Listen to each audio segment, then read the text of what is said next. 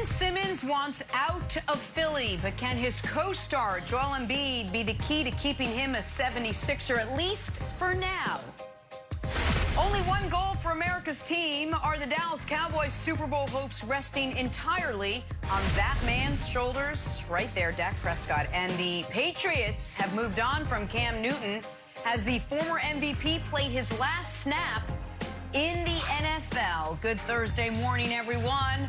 Welcome to First Things First. Jenna Wolfe, Chris Broussard, Nick Wright. Man, we had some wild weather that passed through New York last night. So many people cleaning up after flash floods, all of it. Kevin Wildes lost power, lost internet, lost his mind. He's hoping to join us shortly, but for now, he's not going to start the show with us, Nick. Jenna, one silver lining, because my house flooded, basement flooded, total disaster here in Manhattan. But in the mail arrived yesterday. You recognize this, Jenna? The old Bible of the NFL season?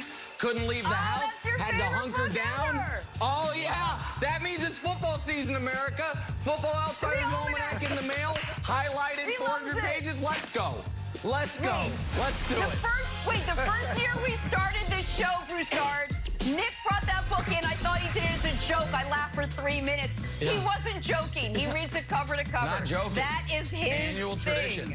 Yeah. All right. Hopefully we get Wildes back with us momentarily. We'll see where we are with that. We got to start though this morning in Green Bay, where Aaron Rodgers set to start what could be his last season as a Packer. But hey, at least we're here. We weren't sure if Aaron Rodgers was going to be on the field at all this season, with the rumors swirling about all summer about how unhappy he was. But after restructuring his deal at the end of July, it's been a quiet camp, and it's been a seemingly smooth lead-up to Game 1. Packers GM Brian Gutekunst now on his quarterback's involvement in that final roster construction. Did Aaron Rodgers consult with you, or did you reach out and consult with Aaron about any of the moves you made yesterday? You know, I've had really good conversations throughout camp with Aaron and Matt, and I think the communication has been really, really good. And so as we went into this kind of decision-making period, I think, you know, everybody, all the people that are kind of involved in that were very aware of what was going on and why we were doing what we were doing. So I feel really good about that. And the conversations that I've had with Aaron have been excellent. All right, Nick, I know we should appreciate that Aaron Rodgers is here and he's playing and we should just enjoy it, but is there any hope the Packers can still work things out with Aaron Rodgers beyond this season? Dare we look ahead? Oh, how I've been waiting for this moment since the momentous day this Monday when Chris Broussard officially became a member of the show. I've been waiting for a chance to do this. It's over between the Packers and Aaron Rodgers after this season. There's no saving it. There's nothing anyone's going to be able to do. Do it again. I think now official show predictions are coming out Monday. So I don't want to spoil anything, but as I'm inserting the data and trying to figure out who's going to be where, I'm leaning towards the Packers being in the Super Bowl for the first time in a decade with Aaron Rodgers as the quarterback. But even that, I do not think can salvage this relationship. Broussard, I've gone back at least once and rewatched that Aaron Rodgers press conference dissertation, where he very clearly, calmly, and not concisely, because it was rather long, but cogently laid out his reasons for why he was upset, what he thinks happened, and how the relationship has soured between he and the front office. None of that is going to change because Rodgers and the Packers are awesome this year, as I think they will be. And if they're terrible or mediocre or just pretty good, obviously that wouldn't change it. And Broussard, what I think has further damaged the Packers' chances of retaining Aaron Rodgers is what we've seen over the last few months, reports from other teams. Like, hey, Arizona, when it came to their offseason moves, they consulted Kyler Murray. He's been with the team 2 years. Philly talked about how they used to consult with Wentz. Brady, we know, gets to Tampa Bay. What do you want, Tom? Sean Payton talked about how Drew Brees was essentially a de facto member of the coaching staff. So Aaron got confirmation, not that he needed it, that what he wanted and wants is not out of the norm for great quarterbacks, or even in Kyler and Wentz's case, young, new quarterbacks, but guys spent a high draft pick on. So, no, I don't think the relationship is salvageable, even if they make the Super Bowl. All right, Nick, before I address your point, let me address your Kenny Smith / Chris Broussard imitation. It needs work, all right? It needs work, buddy. Okay. All right, you said you're going to be hunkered down, locked in the house, reading that almanac.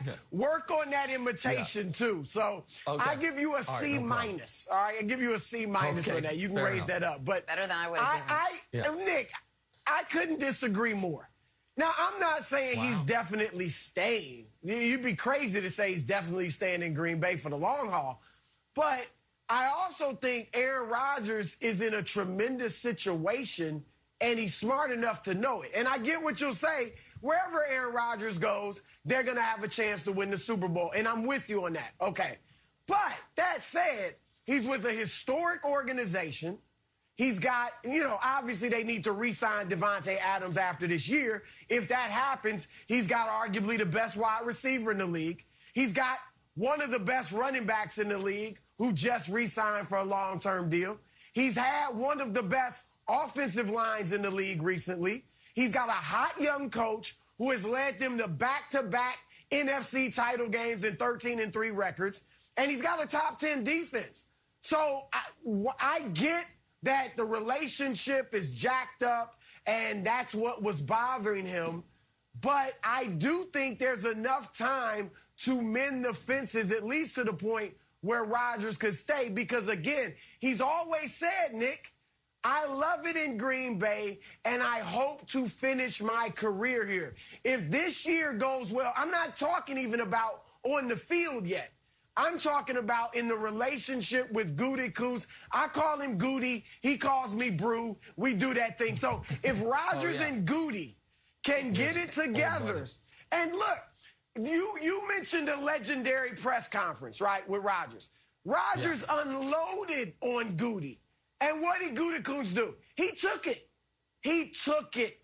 And then the next day or two, whenever it was, he comes out and they sign Randall Cobb just because Aaron wanted him. And he admitted it. We did it because Aaron wanted it. Okay, that's why we did it. And so I think over this whole year, they got a whole year to mend the fences, to listen to Aaron, to hear his input, and make him feel like he's, definitely being heard in this organization. And then when they offer him a long-term extension with no outs early for them, that he knows he can be there long-term, I think there's a good chance they could keep him. Well, let me throw a little curveball into this, because I think there's the relationship souring and all of that, which we've talked about ad nauseum all summer. There's another element to this that I think is intriguing and interesting, particularly when it comes to two of the teams that, if Aaron Rodgers were to be traded, would be at the top of the list. The Broncos, we know. Why did the Broncos not draft a quarterback, and now they didn't go with their young quarterback? They're going with Teddy. Well, maybe because they're trying to keep the door open for a Rodgers trade. And the Raiders also, they were potentially in on Russell Wilson, potentially could be in on Aaron Rodgers. Those two teams are noteworthy to me because those two teams are in the AFC West. And I do wonder if Rodgers, when he's thinking about what the rest of his career, what he wants to look like, he knows there is no catching Brady in the GOAT conversation, in the ring conversation, in the winning conversation. Brady has quadruple lapped the field and all of that, and quintuple lapped Rodgers with the 10 Super Bowl appearances to 1, 7 rings to 1.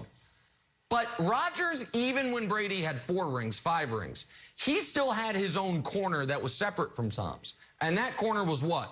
Most talented quarterback we've ever seen. Most gifted quarterback we've ever seen. Well, Broussard, and this isn't the Kansas Cityan in me saying this, he's being, if not already totally, elbowed off that corner, right? By Patrick Mahomes. Now those honorifics go to Mahomes. They've never played each other. We were, one drive away from getting to see them play each other in the Super Bowl, and then didn't happen. This year, November 7th, I think it's the game of the year. Happens to be on Fox in Arrowhead. Packers, Chiefs. Might be a Super Bowl preview. Maybe should have been a Super Bowl, do-over from what we could have gotten last year. I wonder if Rodgers, part of his motivation to get out of Green Bay, is to try to maybe be able to elbow Mahomes back off that corner.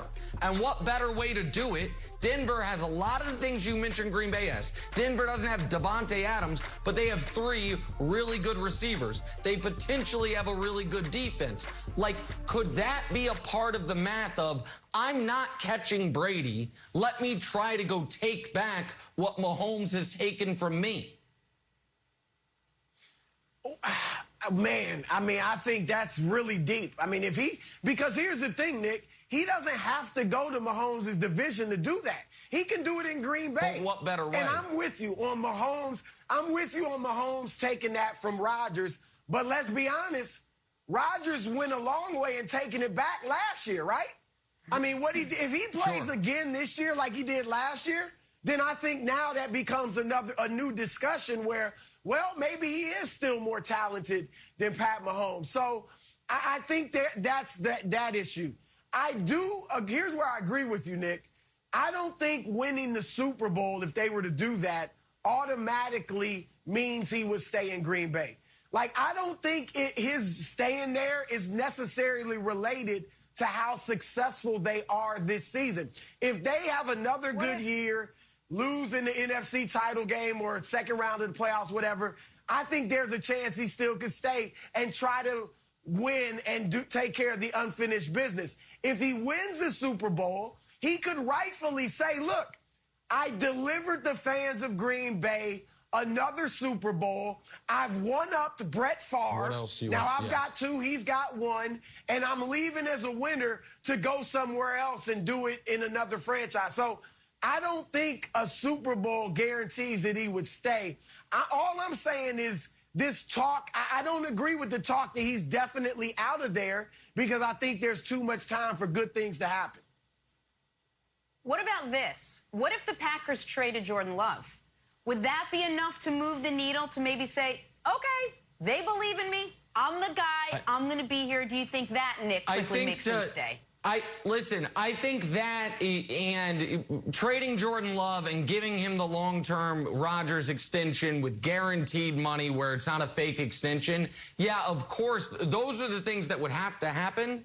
But I think right now, if they were going to trade Jordan Love, they'd have done it this offseason when Rodgers was contemplating retirement. The fact that they didn't do it this offseason, his trade value is only going to go down further the longer removed he is from when he was drafted because they hope he doesn't play this year. So, yeah, I think that would go a long way, Jenna. I just don't see that in the cards for the Packers at this point. It'd be admitting defeat, and I don't think they want to do that. Drawing a blank, Cowboys did some reshuffling in their quarterback room yesterday. Releasing Garrett Gilbert and Ben DiNucci during final cuts. That leaves Cooper Rush as Dak Prescott's backup. Cowboys also adding former third-round pick Will Grier off waivers from Carolina. Not a whole lot of experience behind Dak. Not the plan B like they had last year in Andy Dalton. Hey, Chris Broussard, Nick just laughed. The Cowboys quarterback room is blank. It is crying out for Cam Newton. Screaming for Cam Newton. You just showed it. Come on. The backups in Dallas now, Cooper Rush has attempted 3 passes in his 3-year career. And Will Grier, the best thing about him is his hair. 4 interceptions, no touchdowns in his 2 NFL starts last year. Come on. Dak is not injury prone. We know that. However, coming off that ankle injury, the shoulder, who knows if that'll flare up again. If Dak gets injured, their season right now is over. All they did in the offseason, all the defensive draft picks, right? The receivers they have, it is over. All right? That's correct. And if they bring in Cam Newton, however, if Dak were to go down, you could salvage the season. I mean, it's realistic to think Cam could step in and you still could win that horrible division and make it to the playoffs and make something out of this season. And with Cam's celebrity and his stature, it won't be a problem in Dallas because Dak is clearly solidified as the starter, Nick. Right. And we're going to talk more about Cam's future in a minute, so I'm going to assume they're not signing Cam for the sake of this discussion. Before I give my answer, I don't know if it's possible. Can we put that full screen back up? Because that was a remarkable side-by-side of, oh, my God. I mean, my man Cooper Rush has thrown 3 passes for 2 yards. For the record, if you just spike the football every play, your quarterback rating is 39.8. So he is essentially just spiking it in his 3 attempts. Somehow, though, Will Greer's worse. Will Greer would have been better if he just spiked it every play because he's sub 39.8 passer. That's a disaster, which is why the Cowboys quarterback room is, wait for it, hanging by a subcapularis. You might say, Nick, what's a subcapularis? And I'd say, well, I'll tell you because I looked it up this morning. It's the muscle right here, which is evidently the muscle Dak Prescott tweaked when he didn't warm up properly. If something happens to Dak and they got to miss a game, and they have to miss a game, they're finished. Like everything Broussard said is true. They have, and you mentioned Cam. The Cowboys last week cleared up cap space by redoing Zeke's deal. I assumed it was because they had a trade for a legitimate backup quarterback in mind. And then Gardner Minshew, who doesn't even make any money, got traded, and it wasn't to Dallas. Why is Gardner Minshew not in Dallas right now? I don't understand that, and I think it is incredibly risky. It reminds me, Jenna, of the last year Romo was there before Dak. When Romo went down and Jerry Jones was like, oh, my God, Brandon Whedon is the most gifted quarterback I've ever seen. Throws the most beautiful ball. And the Cowboys were 4-12 and terrible. Why? Because they had no backup plan at quarterback. So, yeah, if he stays healthy, they're fine. But otherwise, Jenna, it's a disaster. Total disaster. Shouldn't have gotten rid of Andy Dalton. Back here, running the no huddle now. Talk the future of Cam Newton. Where does he land, if anywhere? Fox Bet Sportsbook has set the odds for Cam's next team. Top of the list, the Houston Texans, the favorites, at plus 450. Followed by Washington, Dallas, Indy, and then Baltimore. But, Nick, what is more likely? Cam Newton plays or doesn't play this season? Well, I'm leaning towards doesn't play, and for a number of reasons. And that list of odds, those top 5 teams, I feel like I can just cross out 4 of them, and maybe all 5. Cam's not going to the Texans, and that's not because the Texans wouldn't take him. It's because I don't think Cam wants to sign up to be a part of what might be one of the worst football teams ever. Like, that doesn't help him. So I would cross them off. Washington and Baltimore, I talked about this yesterday, and I know people might get tired of hearing about it, but I think the vaccination status almost eliminates him from those 2 teams. Ron Rivera is a cancer survivor who's talked about the importance of vaccinations more than any coach maybe at all this offseason. And Baltimore, Lamar's already unvaccinated, so you really wouldn't have the insurance if Lamar misses time. So then you have Indy. Forget what Chris Ballard came out and said yesterday about vaccinations. Set that aside. What do we know about Carson Wentz? You can't, you're not really allowed to bring in competition, even if it's just as a backup. It messes with him. So that's 4 of the 5 gone. So then there is the Cowboys, who, and Broussard, I know you're high on that, and he obviously is a better option than any of their 2 backups. But I will reference what Jerry Jones said on the radio last week, when he was like, listen, everyone's entitled to their own personal health decisions, but at some point we got to put the we ahead of the me, meaning if it's for the greater good. So he seems to be leaning heavily and hard into his players being vaccinated. I don't think you can just cross out the Cowboys like you can 4 of the other 5. The one team, Broussard, that's not in the top 5 that I think might make sense other than Tampa, like Wilds talked about yesterday, is Seattle. There would be no quarterback controversy because Russ is obviously entrenched. Pete Carroll has brought in, big personalities before, and their backup right now is Geno Smith. The problem from Cam's perspective is Russell Wilson never misses games, doesn't miss snaps, and so you really wouldn't be signing up to play most likely. But no, I think it's more likely than not that Cam is not on a team this year. All right, Nick, as much as I think there are places that make sense, I think Seattle, that was a good suggestion by you. Obviously, I brought up Dallas earlier. Lamar, backing up Lamar in Baltimore would fit. And I love Kevin Wild's suggestion yesterday about Tampa Bay. I mean, I think that makes all the sense in the world.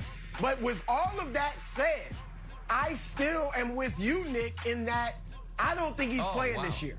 Even though it makes sense, I don't think he's playing. Number one, and you brought it up, the vaccination.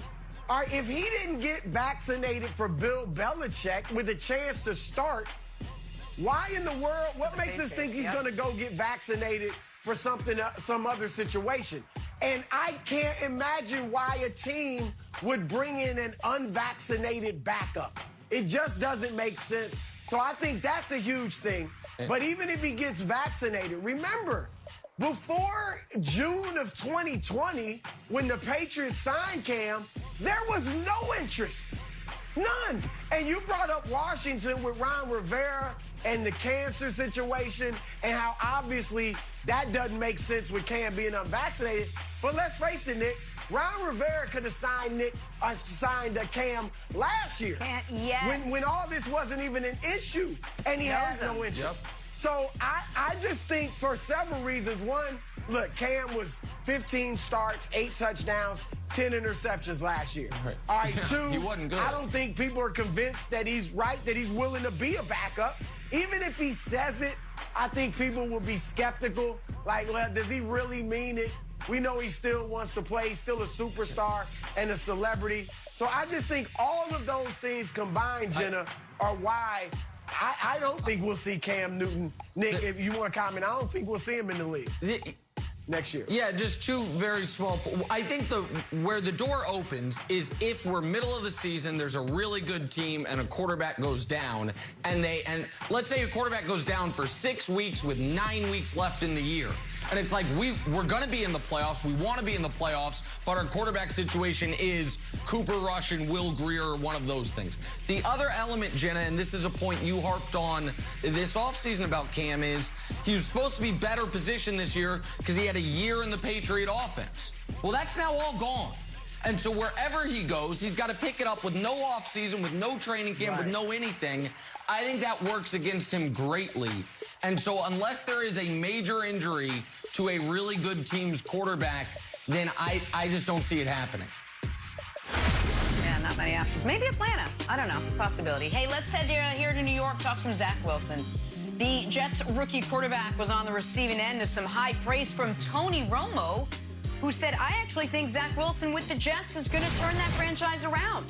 I think Zach Wilson is going to be in the discussion as one of the top 3 to 5 quarterbacks very quickly. Within the next couple of years, I think you're going to see him rise. I think he's unbelievable. His ceiling is so high, it's rare for me to say someone has the ability to get in the stratosphere of a Mahomes.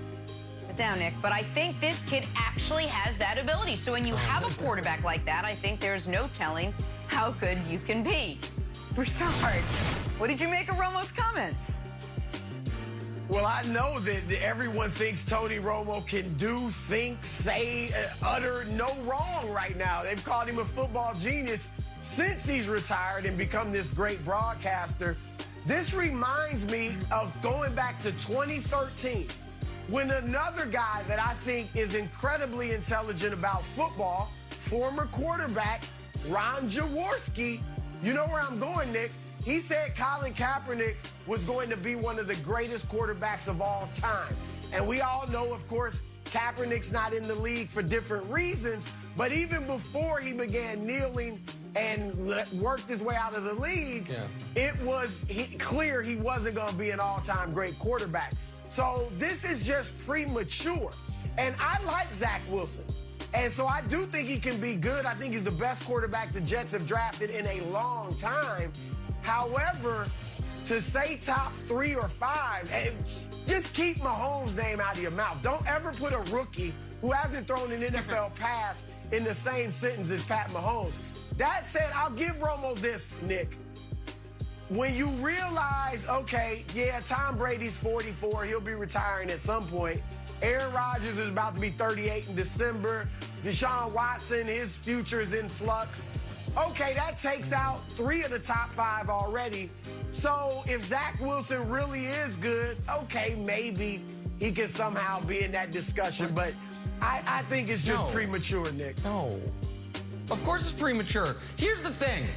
Zach Wilson, in order to be top 3, so Mahomes is already there. So then you got to be better than everyone else in the league except for one guy, right? And who's the guy? Russell Wilson, he's still pretty young. Dak Prescott, he's young. You like Lamar, he's won an MVP. Some people love Josh Allen. If Deshaun Watson ever comes back to football and gets everything sorted out, he's been excellent throughout his career. But forget those guys.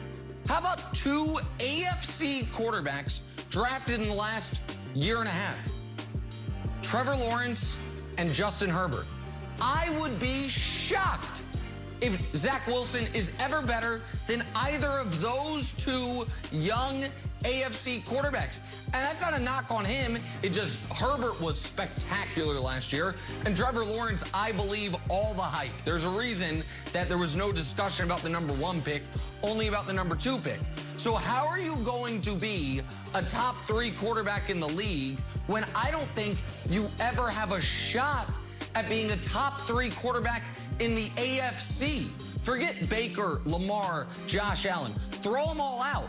Mahomes, Herbert, and Lawrence will, I believe, be better than Zach Wilson their whole careers. That's just the AFC. So I get it, Romo. Jets, AFC team, CBS, AFC, some Jets games on TV. I understand. He's doing his job. Good for him. But come on, let's pump the brakes a bit. Let's pump the brakes a bit on the, square-jawed, great-looking Zach Wilson. Let's see him play a bit for his top 3, top 5. Come on, Jenna. Nick, Zach Wilson, thicker neck. That's your thing. That's your bar. Let's head to Vegas. Not so much. It's a concern, Jenna. It's a concern. Not so much neck. Yeah, neck size concern. In Vegas, sights are set high for the Raiders this season. GM Mike Mayock had this to say, quote, "We need to be a playoff team this year." Nick, is John Gruden on the hot seat this season? Listen, I think one of the seats is hot, but I think it's probably more likely Mayock's than Gruden's. I think that Mayock has had some real disastrous moves, starting with the AB trade and some of the draft picks that in the moment were like, really? Cleveland Farrell, number 4? And they're like, no, trust me. It's like, oh, no, we were right. Our net went too high. A lot of those things have been curious. But that's not to say Gruden shouldn't be on the hot seat. Here's the sneaky truth about John Gruden. Unbelievable first 5 years coaching.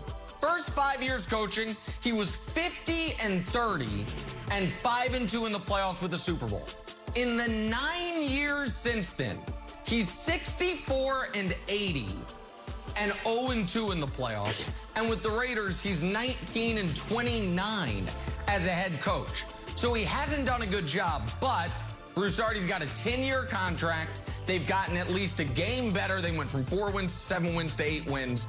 And Mark Davis is, he's got all that money invested in that house that Jenna showed us. So I don't think he's, excited to pay Gruden off for 7 years or 6 years he doesn't coach. So I think Gruden will be fine unless they're 3-14. But I don't know that Mike Mayock will be. I'm with you all the way. I'm just going to add some stuff to what you said.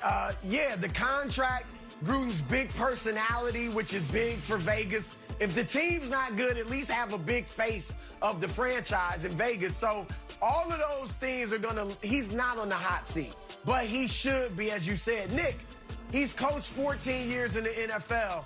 He's made the playoffs 5 times. He's been in with the Raiders for 3 years. They have yet to have a winning record.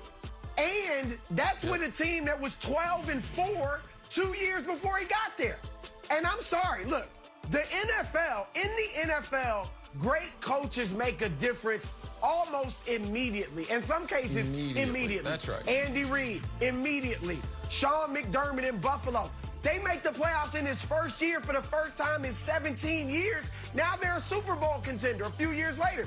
So the great coaches, they come in and they change your fortunes right away. Gruden clearly has not done that. Yeah, he won the Super Bowl back in Tampa Bay with Tony Dungy's players.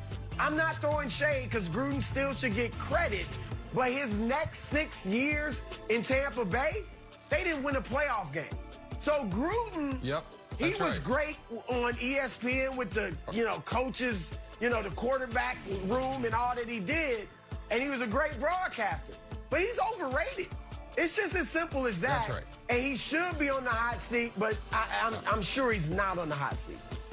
Well, let's stay right here with tonight's big game. Who better to break it down than a former Buckeye, two-time Big Ten Defensive Player of the Year, three-time All-American, and all-around great guy, James Laurinaitis. Good morning, James. Here to talk some college football with us. We're so excited to have you. Get us ready for tonight.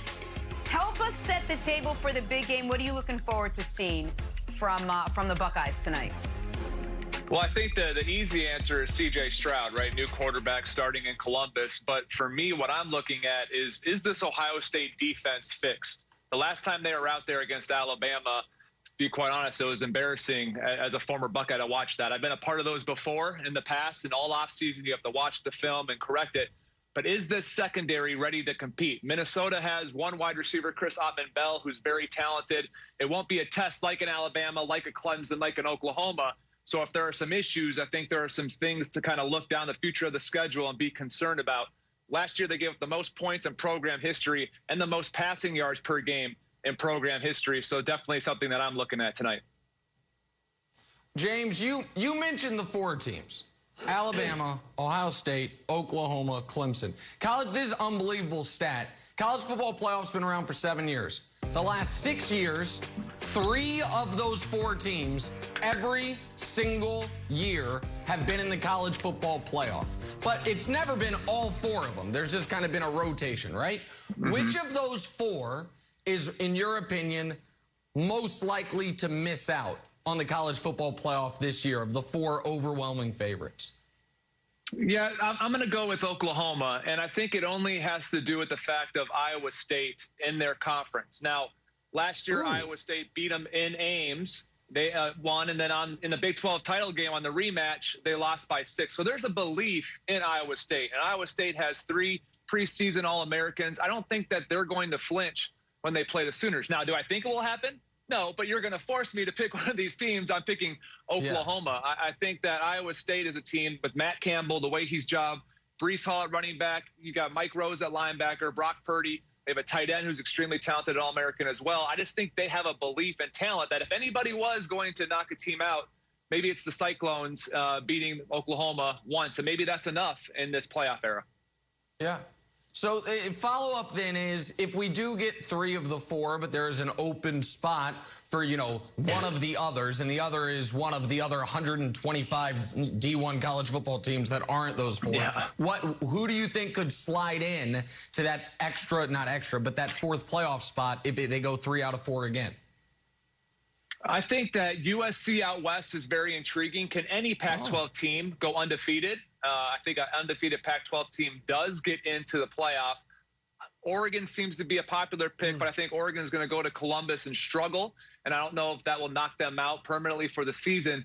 USC's games, they have Utah at home, at Notre Dame, at Arizona State. If they wipe the table and win the Pac-12 championship, I think they're in. Another team to pay attention to, Nick, is Cincinnati as well. Cincinnati with Desmond Ridder at quarterback. They have a talented secondary as well. Luke Fickell's done a tremendous job. They play 2 road games in the non-conference, at Indiana and at Notre Dame. If they're able to wipe the slate and go undefeated, I know they're a group of 5, and it's not popular to pick one of them, and not a group of 5 has ever been in, but they're starting the season ranked number 8. It's not like they're starting in years past, these group of 5 teams like UCF, unranked or way down in the 20s. The only problem there, Nick, is Cincinnati, if they do beat Indiana, and Indiana plays Iowa on Saturday, and they lose to Iowa, or then Indiana loses to Ohio State, and maybe they lose to Penn State, what is the national perception then of the Hoosiers? Will it still carry weight at the end of the year? And same with Notre Dame, right? Notre Dame loses at USC. Notre Dame loses to Cincinnati. And everyone's saying, well, it was a down year for the Irish. You can already hear the excuses building up to keep an undefeated Cincinnati out. All right, James, so we know we're in a new era of college sports with name, image, and likeness. And you mentioned earlier the Ohio State quarterback C.J. Stroud, who they've got high hopes for, and rightly so. You know they got this other kid, Quinn Ewers, who should be a senior in college or high school, but he graduated early, went to Ohio State early, so he could capitalize on name, image, and likeness. And he just signed a 3-year, $1.4 million deal with a company. And he's what? Is he fourth string? You know, but he's behind Stroud, clearly. So I'm just wondering, could something like that, when a guy that's not playing is making that type of money, can that cause any dissension or jealousy or anything in the locker room? Is that something that teams and coaches are going to have to look out for? Not if he picks up dinners. You know, if he's a guy taking the tab for some of the other players, I think he'll be all right. It's hard, right? Because these are kids. These are 18, 19-year-olds. When you're in the NFL locker room and someone gets paid, you don't really talk about another guy's money. You give them a hard time. You say, hey, dinner's on you. Congrats on the deal, you know, all this stuff. But it's hard because there will be influences. If you're C.J. Stroud's, you know, friends, closest friends, are they saying to him, hey, man, you're the starter. Why aren't you making $2 million over 3 years? This kid is even starting. Can he handle that and say, I'll be all right. You know, let this all take care of itself. I'll have my own opportunities coming forward. I have to worry about how I play on the field, and it will lead to more deals. From a business perspective, I think it's wild. Will this deal set the mark for, you know, Arch Manning coming up? You know, if Quinn Ewers, for some reason, doesn't see the field in the next 2-3 years, does a companies now go, ooh, I don't know about taking a kid who's actually never taking a snap? I really don't see dissension unless Quinn says, hey, you know what? I'm going to miss this guy's dinner because I have an appearance. Or, hey, I'm going to miss this, you know, class because I have an appearance at the sign. Oh, that's interesting. Maybe that's where it comes into dissension. But honestly, guys go out there and just play football. And I think at the end of the day, you know, you got to let your play lead to more and more deals for you. And this is just the new normal in college football. I feel like Arch is going to be okay, even if he doesn't get signed by some random company. So. I feel like his path is set for him. All right, before we let you go, James, give us a player that you are absolutely looking forward to, someone that's just going to electrify college football this season, pop off the screen. Give us a guy you're watching. Well, it's Spencer Rattler. I mean, when you think about explosive offenses, you're saying Oklahoma, Lincoln Riley, and you just look at the success they've had in the past. And when you look at last year, he had 47 passes over 20 yards, and that's with a rough start. I mean, the rough start to the season, he had 6 turnovers, I think, in 10 quarters, got benched versus Texas, came back towards the end of the year, and a lot of those passes were you see the dive over there for the touchdown. I think there's just naturally a built-in excitement when you watch Oklahoma on offense. It's been talked about ad nauseum about the defenses in the Big 12. I just think that sets up a perfect template for Spencer Rattler to be the most exciting football player in college football.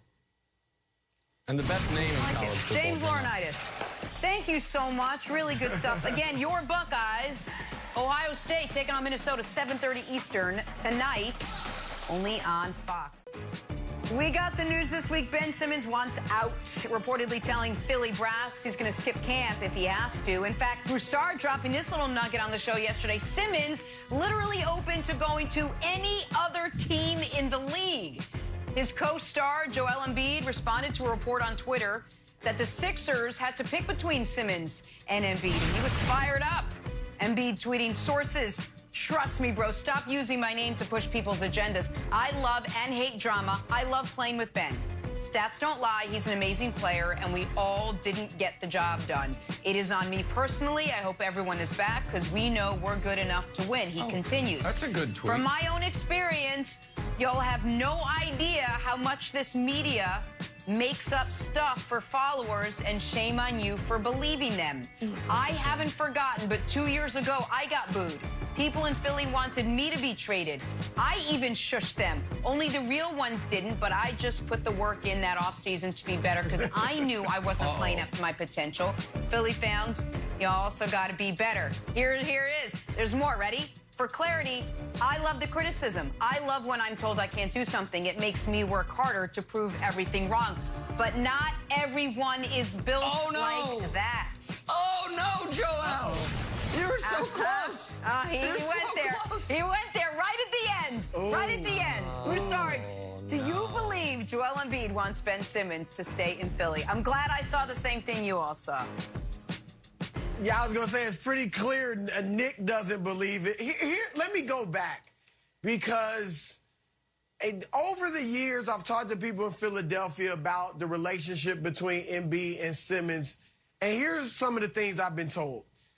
Early in their careers, they both obviously came in with big expectations. They both were early stars right away, and there was jealousy and competition between the two of them as to who's going to be the man, whose team is it. So one of them, was looking at the other guy like, well, I want it to be my team. Are people saying it's his team? Or I want to be the man. Are people saying he's the man? That type of thing. But from what I've been told over the last, year or so, maybe 2 years, that settled down a bit, and their relationship is cordial. They're not hanging out, kicking it, but they're not at each other's throats either. And the relationship with them, what I've been told, is cordial. And so I think they could coexist from a personality standpoint. I don't think there's any doubt about that. But Joel, I think I'm going to say that to say this. I think he does mean it when he says kind things about Ben. And I think when Ben is traded, Joel will say more kind things. But I think he'll move on with the snap of a finger because there's no way he doesn't look down on Ben basketball-wise. After what happened in the playoffs against the Hawks, there's no way he can't be thinking Ben's got to get better. And if they make a good trade, and if they get, even if it's a C.J. McCollum, I think that's a better fit with Embiid than Simmons will be. So I don't think Embiid is trying to push Ben out the door, but I think when he's gone, he'll say good things about Ben and then move on with whoever they bring in for him. Well, listen, I think Joel really, really wants to win.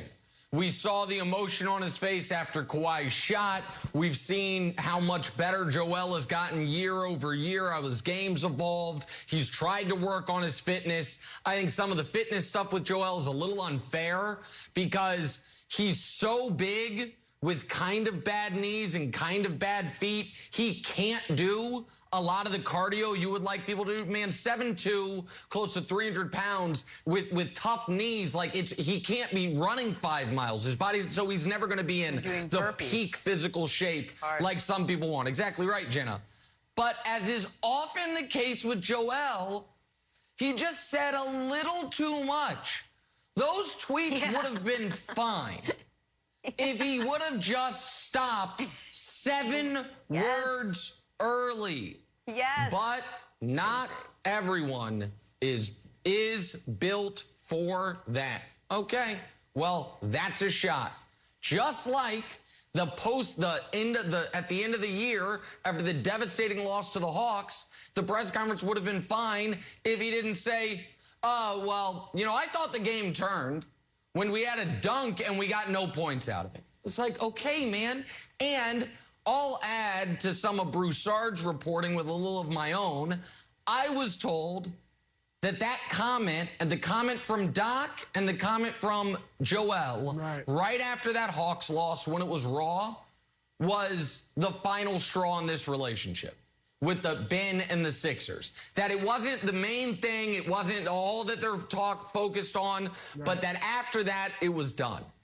And so, like, the problem with that tweet, Broussard, and the end of it is, I don't really care if Joel and Ben get along because it's clear Ben wants out. It doesn't really matter if Joel wants him there when Ben clearly wants out. The problem is the whole basketball world saw it. And so now, when Daryl Morey, who is not going to take 50 cents on the dollar, calls any team, that team has even more leverage. Because they're like, okay, I mean, things are getting lit on fire in your backyard. Joel Embiid is, 2 Twitter thumbs away from further decreasing your leverage. So I think Joel played like an MVP last year. I think he is clearly the best guy on that team, like all that stuff. But he has some maturity growth to do when it comes to, I can't always say what I want to say. I can't always say what I'm thinking, especially when Joel's chances of winning a title are going to be drastically impacted by what they get back for Ben Simmons. So don't decrease your team's leverage when they're trying to trade Ben Simmons. It's just foolish, and it's for nobody. It's for nothing. It's to be on Twitter. Like, there's no gain to it, Broussard. There's no win. No, look, Nick, we all need an edit button, right? You can't just spout out whatever the heck you want to say. But you mentioned Joel needing to mature, and he does. But they both do. So does Ben. And I get where Ben is coming from with what Doc Rivers said. I don't know if we can win a championship with him. And then, of course, what Embiid said. I get that he's hurt and that bothers him. These guys are supposed to have my back, and they threw me under the bus. I understand all that. But what bothers me about the stance that Ben is taking, Nick, is that this whole, he's playing the victim role, okay? And he is making it look like the Sixers are mistreating him, okay? Like, I can't believe what they're doing. And what it says to me, and they may, like I said, they said the wrong things. But all of this, his action since then, Nick, makes me think there is a reluctance and a refusal for him to look in the mirror. Because the fact of the matter is, even though Doc and Joel spoke out of turn, Ben has not gotten it done. And Ben was horrible in that playoff series against the Hawks. And Ben has not added a jump shot, even to take the jump shot. And so it scares me if I'm an opposing team, because I like Ben. And we've talked about it, you and I, how they can build around him somewhat like Milwaukee's done with Giannis and all that, okay? But if I'm an opposing team, I'm looking at this and I'm saying, first of all, it's been 4 years and he still hasn't gotten to the point where he'll even take jump shots. And now the way he's handling this makes me look at it like, this dude won't look in the mirror. He won't look in the mirror and say, I've got to get better. Yes, Doc spoke out of turn. Yes, Joel should not have said that. But I didn't get it done. At the end of the day, they were right. I got to be better. And Ben Simmons, I love Ben Simmons' game. But he's got to look in the mirror and start adding the things that he's lacking, Nick. Well, and here's the other part of it when it comes to adding the things that he's lacking. In a different circumstance, Broussard, if you're not on a team with Joel, then maybe if you have the right pieces around you, the things that you are lacking don't rear their head so much, right? They don't come up so much. I'll use Draymond as an example. Draymond doesn't refuse to take, well, last year he kind of did refuse to take shots, but Draymond doesn't have a refusal. It's just that aside from the 73-win season, he's never been able to take shots, right? But he's on the perfect team for his skill set, and what he does is makes them so much better, right? Particularly in the postseason in big spots. So it's not as glaring. I understand the frustration for anyone in any walk of life. If you're like, man, I'm just in the wrong place. If I was somewhere else, I'd get criticized less, I'd be loved more, all this stuff. But you are where you are, right? And so I get why he wants out of Philly now, but that doesn't absolve you for not trying to fill in the holes while you were there. Because Joel Embiid wasn't going anywhere. They were building around the both of you. And Embiid, I would argue, did adjust his game somewhat to try to make it fit better with Ben. How'd he do so? Joel Embiid is a good perimeter shooter for a big man. And he's a better than average three-point shooter for a big man. But that's not where he should be spending a ton of time. But he spent a lot of time out there because Ben needs to be close to the basket, right? And the problem is, like, you didn't see the growth on Ben's game on the offensive side like that. Now, where I'll give him credit is you saw massive growth on defense. It's like, we're going to be the best defense in basketball. I'm going to be maybe the best defensive player in basketball, and I'm going to help my team there. And he should get credit for that. But yeah, this is a collective failure by all the parties involved that it's here, and the fact that it happened on the biggest, well, one of the biggest stages, the conference semifinals, but so glaring. We knew this was coming. I just feel like all parties involved now are making it maybe a little messier than it needs to be in the final weeks of it. And I guess that's because on Ben's side of the equation, messy is good because they want out of there as soon as possible. From the Sixers side of the equation, they would far more prefer it be a little quieter and they could do this without the ticking clock of training camp and the start of the regular season. Right. And because Nick is so messy, Daryl Morey is obviously going to have to lower his asking price. And what I think, we know he wants draft picks, and that those are like gold in the NBA, right? But I think he's got to focus on the current players. We know he wants a star back for Ben Simmons. And that's the right approach to take. I think if you have to drop the request for all these draft picks, then do it. But get a player or two that can help you right now. Because you said it earlier. Joel Embiid, as great as he is, and he probably would have been MVP last year had he not gotten hurt. As great as he is, though, his body is fragile.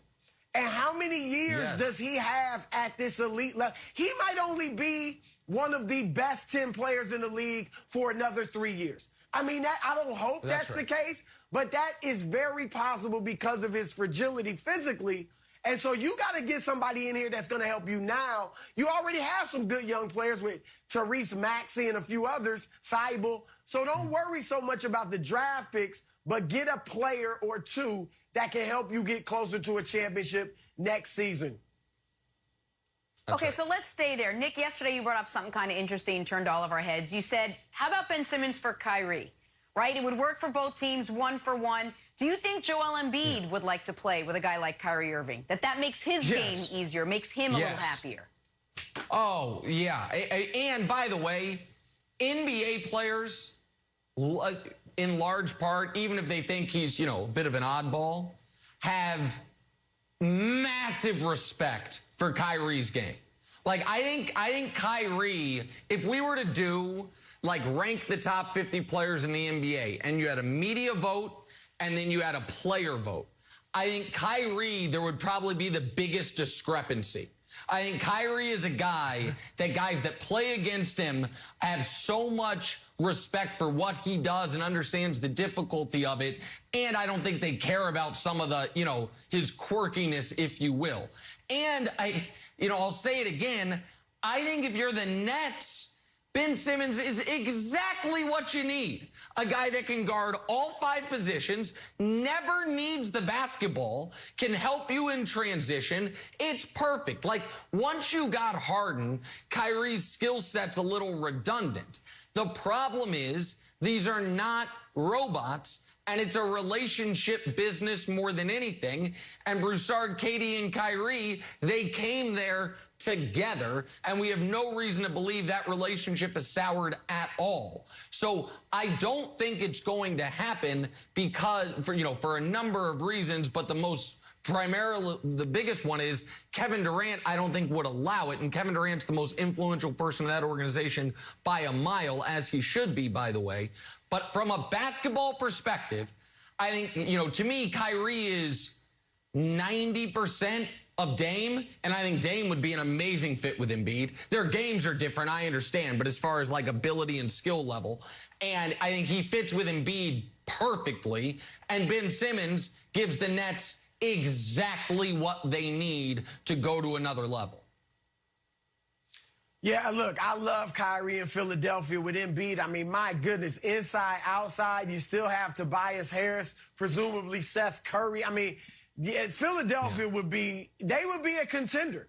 They would be a legitimate championship contender, far more than they are right now. But as you said it, I mean, Kevin Durant probably is in New York if it's not for Kyrie. all right, with the Knicks.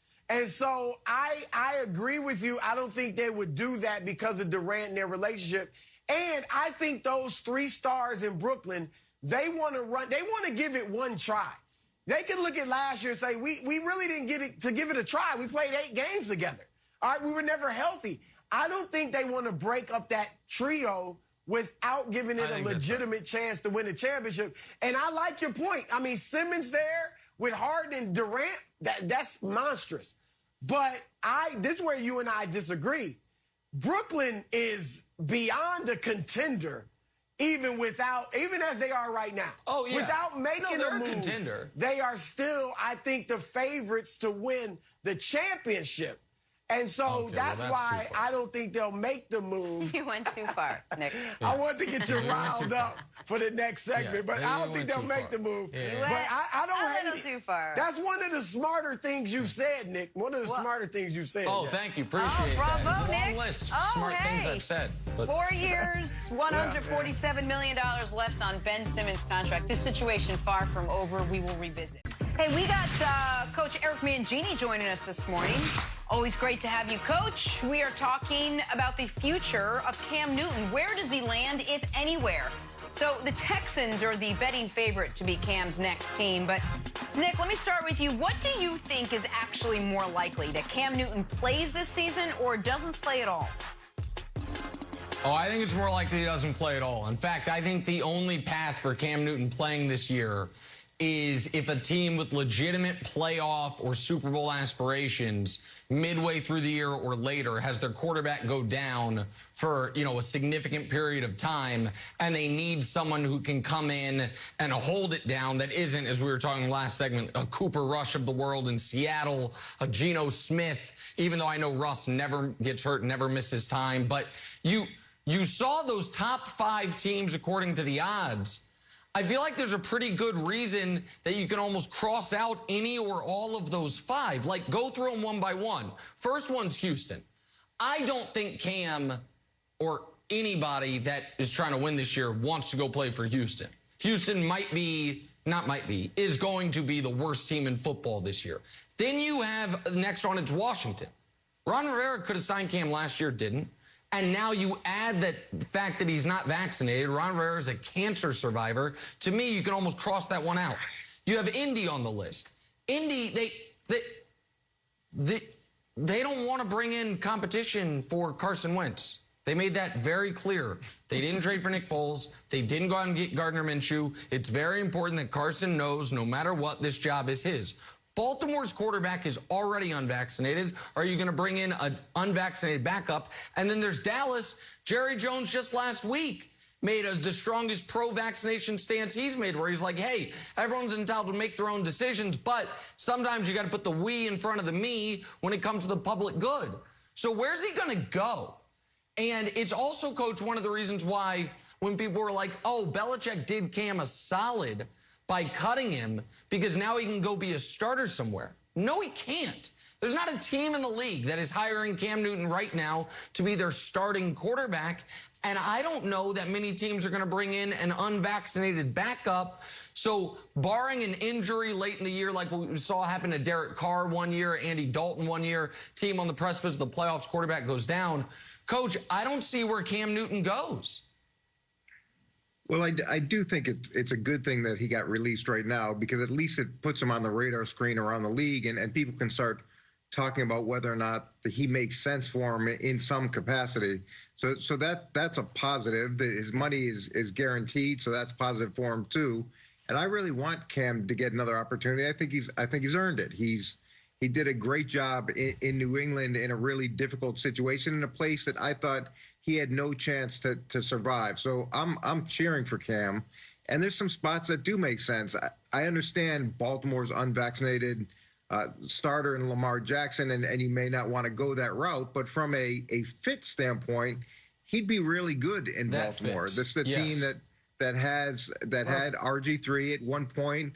Right now, they've got Tyler Huntley, who's got no real production at all as the backup, and he understands the things that Lamar is going through. And I think Cam's matured so much that could be a really positive thing for Lamar, and it's a organization that's used to big personalities.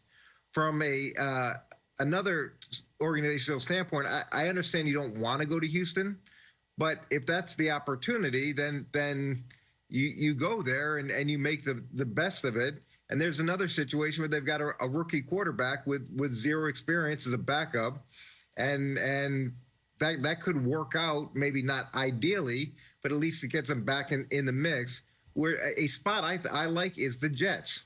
I think the Jets could be a place that he could be a good backup. They have zero experience. It's Mike White. He's played going into his fourth year, but he's got zero play time. And now he's in the division. He's got experience with New England. He's played against the other opponents, and is a veteran presence for a young quarterback that could be a really positive thing. That's interesting, Coach, because that's the first time I've heard or thought about the Jets with Cam. And here's what I say, and you know this as well as anybody. You know that New York market. And the thing I would fear with the Jets is, even though, and I actually think Zach Wilson's going to be really good. I don't know if he'll do it this year, but I think over time he's going to be a good franchise quarterback. But let's say he struggles early. And you know New York, the fans may start saying, hey, he's not ready yet. We got Cam Newton. Throw in Cam Newton. And now all of a sudden you've got your young hotshot rookie embroiled in a quarterback controversy with a celebrity, a big name player in Cam Newton. So I think that would be the deterrent there. I agree with you. Baltimore perfect. Dallas perfect, as I said earlier. Wilds yesterday brought up Tampa Bay, which I had thinking about it. I think that'd be perfect. All right, so there are places out there. And Houston, Nick, I think the reluctance in that partnership is on Houston's side. I don't think Houston wants Cam. I think they're fine to go with Tyrod Taylor as they see what happens with Deshaun Watson. If I'm Cam, I can't worry about we're the worst team in the league. That could be his only rope. And so he'd have to go there and try to prove that he can still play in the league. All that said, I don't think he's in the league. I think the chances are better that he's a fan, that he's watching the games on the couch just like we are. And to your point, Nick, about if a quarterback goes down late in the season or midway through the season, the problem with bringing in Cam is that his skill set is probably much different than most teams that would suffer that type of injury. A Phillip Rivers might be easier to slide in to an offense than Cam is just on the fly. So I think it's very unlikely that he gets in the league, certainly if he's not vaccinated. He's got to get vaccinated, I believe, to have a shot to get back in the league. And I just don't think teams are fully believing yet, Nick, that Cam is ready to be a backup, to be a full-fledged backup where he's not trying to start and take over the locker room and all of that. Yeah. He's got to get vaccinated. He's got to be willing to be a backup, and he's got to be willing to be open-minded to go even to a rebuilding franchise. There's a lot there. Let's head to Vegas, where the sights are set high for the Raiders this season. GM Mike Mayock had this to say: "We need to be a playoff team this year." Nick, is John Gruden on the hot seat this season?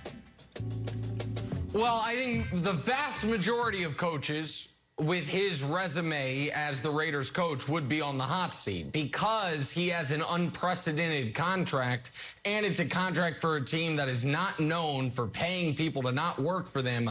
I don't know how hot his seat actually is. I think that unless it is a disastrous season, like a 3-14 season, he'll be back next year. I don't know you can say the same for Mike Mayock. Because at least with Gruden, you're like, oh, they won 4 games, and they won 7, then they won 8. You see slight progression. Mayock's taken some big swings, and they've been big misses. The AB thing was an unmitigated disaster. And I know Coach might not like this, but one of the reasons I think GMs are hesitant to go out of the norm in the first round of the draft is people miss on draft picks all the time. But if you miss on a guy that everyone thought was going to go top 10, in the top 10, it's like, hey, we were all wrong. But if you take Clelin Ferrell 4, and everyone's like, really? I had him 24. And then it doesn't work out, that's more glaring. He's got a few picks like that. And so I think if there's going to have to be a fall guy in Oakland, if they're bad this year, it's more likely to be Arnett, even though Gruden, Vegas, first 5 years of his career, 50-30, 5-2 in the playoffs, a Super Bowl, all that. The last 9 years, he's well under 500, 0-2 in the playoffs. He's 19-29 with the Raiders. It's been a long time since he was a great coach, but that 10-year contract, Coach, that gives you a lot of wiggle room, and I think that is going to probably be a saving grace. Yeah, you're not going to feel any heat on your seat when you're sitting on all that cash. I mean, we're talking about $60 million in dead money. And that's a staggering amount of dead money. It's not an organization that's historically been flushed with cash either. Now, the move to Vegas has changed that, but they're not going to eat that, not after this season. Maybe they'll go to year 5. This is going to go a while, and there could be a fall guy. Now, the AB miss, okay, that was a big miss, but New England missed big on them too. So it's not like that they were alone in missing, and you could look at that organization and say it's really well run. So let's give them a pass on that. On some of the draft picks, I respect their willingness to take some chances on guys that they believe in them. It shows conviction, and if you miss, you deal with that. But the idea that Mayock is making these decisions in a vacuum, that's not the case. There's only one guy who controls every single move in that organization, and it's John. So if Mayock goes, it really is a fall guy. It's not the guy who's responsible for the problems that are there. Yeah, look, for all the reasons you guys said, Gruden, I don't believe is on the hot seat. I think he should be. I really believe he should be. He's had 3 seasons with the Raiders, and they have yet to post a winning record. And 2 years before he got there, they were 12-4. All right, and you guys notice, in the NFL, a great coach comes in right away in many cases and changes the fortunes. Sean McDermott in Buffalo gets them to the playoffs for their first time in 17 years in his first season. We saw what Sean McVay did with the Rams. We saw what Andy Reid did in Kansas City. Coach Mangini, your first year with the Jets, you go from, they were 4-12 before you got there, 10-6 in your first year. So why are we sitting around waiting and waiting and waiting and giving Gruden these excuses? The fact is, since he won that Super Bowl in Tampa Bay with Tony Dungy's players, not taking credit from him, but that's just the fact, Gruden has not had success.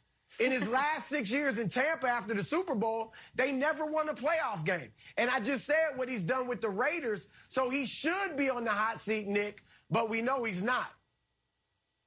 But in fairness, though, to John, Bill Belichick was a head coach in Cleveland for 5 years and had 1 winning season, and we'd all agree that he's a great head coach. And when you try to completely overhaul a team and change the culture, it's not an easy process to go through. And I think owners now are in the mindset of they want you to cook a turkey, but they want you to cook it in a microwave. So ideally, he's building the organization in a way that can compete for a championship every year.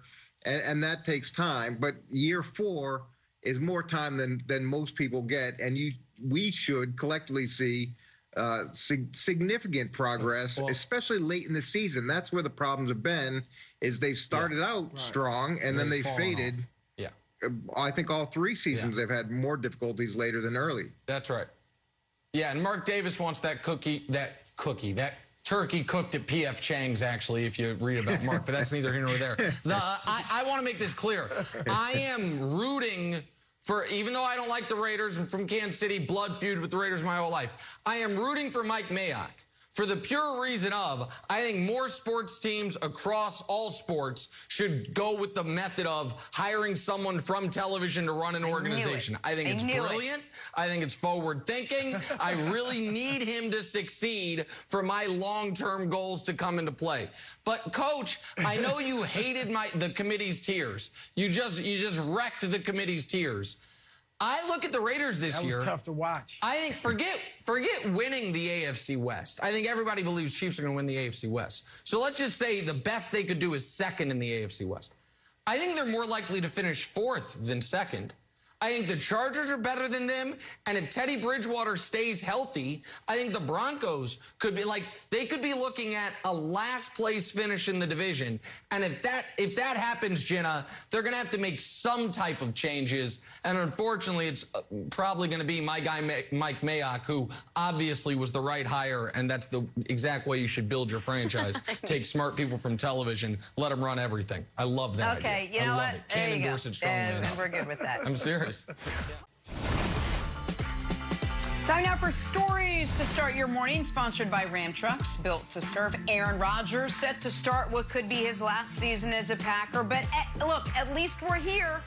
We weren't sure if Aaron Rodgers was going to be on the field at all this season, with the rumors swirling about all summer about how unhappy he was. But after restructuring his deal at the end of July, it's been a quiet camp. It's been a seemingly smooth lead up to Game 1.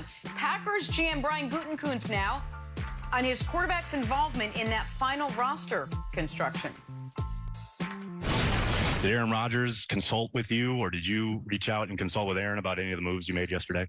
You know, I've had really good conversations throughout camp with Aaron and Matt, and I think the communication has been really, really good. And so as we went into this kind of decision-making period, I think, everybody, all the people that are kind of involved in that were very aware of what was going on and why we were doing what we were doing. So I feel really good about that. And the conversations that I've had with Aaron have been excellent.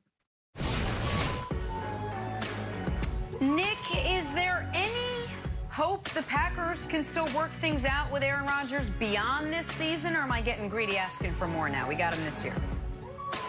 Yeah, no, I think this is the last dance, as he and Davante Adams put it. And I think that Aaron laid it all out so perfectly in that press conference around a month ago that I think he did a really good job of getting some of the public that was on the fence to see it from his perspective.